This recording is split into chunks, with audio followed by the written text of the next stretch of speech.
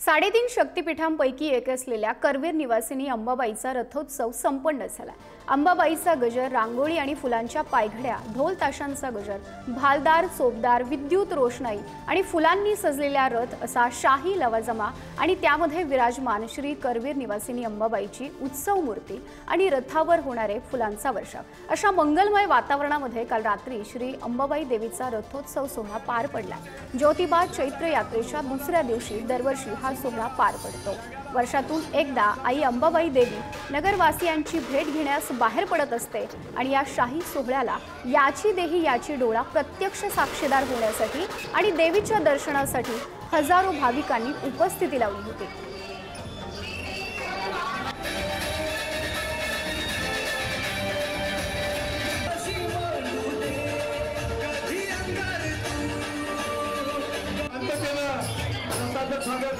भाविकांना निमंत्रण आहे, कुणी टकराटकली करू नका। नमस्ते अंबाबाई या ठिकाणी विनंती आहे, ज्या जागेला आपण उभारला कुणी जागा सोडू नका, जागेला तुम्ही हातात जास्त करू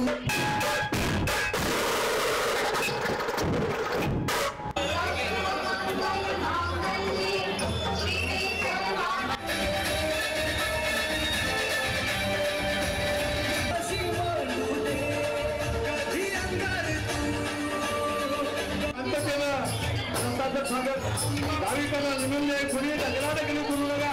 नमस्ते अंबाबाई।